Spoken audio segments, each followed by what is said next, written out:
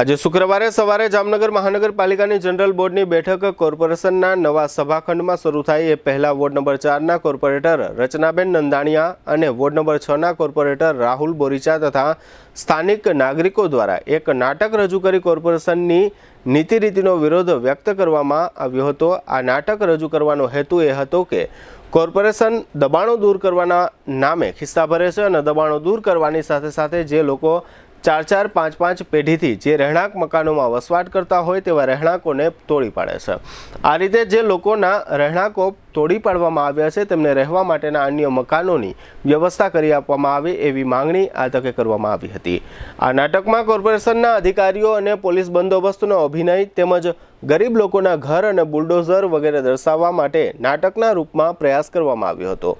આ તકે નગરસેવિકા રચનાબેને આપેલી વિગતો પ્રસ્તુત છે।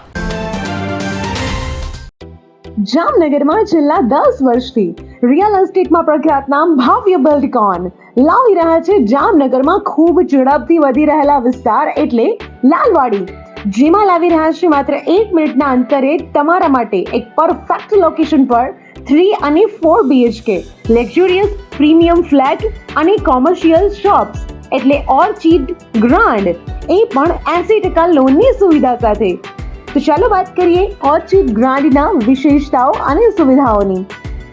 RERA approved, club house, gym, children play area, multipurpose hall, walking track, senior citizen area, gazebo, EV charging point, personal allocated parking, 2 lift, CCTV camera, power backup for common area, underground and overhead tank, RCC frame structure, fire safety જેવી બીજી ઘણી બધી સુવિધાઓ તો આપ રાશિની જોઈ રહ્યા છો। અત્યારે જ સ્ક્રીન પર આપેલા નંબર પર કોલ કરો કે પછી સાઇટ મુલાકાત લો। અમારું એડ્રેસ છે orchid grand near income tax office beside ત્રી મંદિર, લાલવાડી મેઇન રોડ, જામનગર। આજે અમારું બોર્ડ છે અને દર વખતે કહું છું કે આ બોર્ડમાં ફક્ત ને ફક્ત નાટક થાય છે।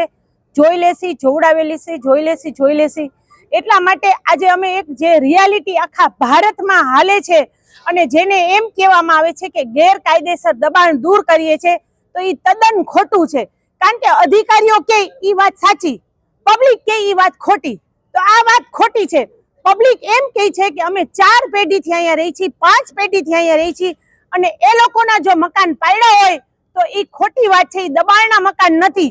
5 પેઢી પહેલા કોંગ્રેસની સરકાર હતી, કોંગ્રેસની સરકારે ગરીબોને મકાન આપ્યા હતા અને મકાન આપ્યા હતા અને જો એ ટાઈમે સિટી ડેવલપ કરવા માટે જો એ મકાન પાડતા હતા તો એ લોકો બધાને મકાન આપતા હતા। એમાં પછી કોઈ પણ જાતના એ 10ના સ્ટેમ્પ ઉપર કાગળિયા હતા, કારણ કે પેલા ગામડાને એ લોકો નગરપાલિકામાં મહાનગરપાલિકામાં લેતા અને પછી કાયદેસર કરતા ત્યારે કાગળિયા હોય।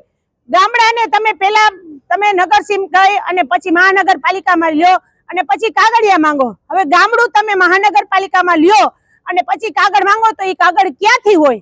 એટલા માટે આખા ભારત દેશમાં એક ખોટો મેસેજ જઈ રહ્યો છે કે દબાણ દૂર કરે છે, દબાણ દૂર નથી કરતા। આ લોકો પોતાના જે ભરે છે, જે દબાણ છે ઈ છે, અમે ના નથી પડતા। 50% દબાણ છે પણ દબાણની વાળે કહેવત છે ને કે લીલા વાહે સુકુઈ બારી નાખ્યું, એમ અમારા આ એક બેન છે જેને ઇન્દિરા ગાંધી ટાઈમે મકાન મળ્યું હતું, મારા દાદા બાપુ સરપંચ હતા ત્યારે અમને મકાન મળ્યું હતું અને ઈ મકાને પાડી નાખ્યું।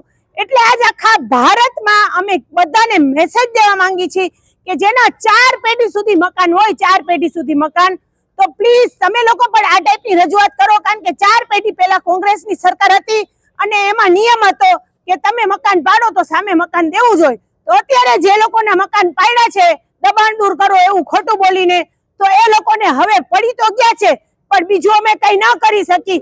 અમે એક આ ટાઈપનો વિરોધ કરી અને એક સરકારમાં રજૂઆત કરી છે કે કોઈ પાસે કાગળ હોય કે ન હોય પણ એ લોકોને મકાન દેવા માટે વિનંતી।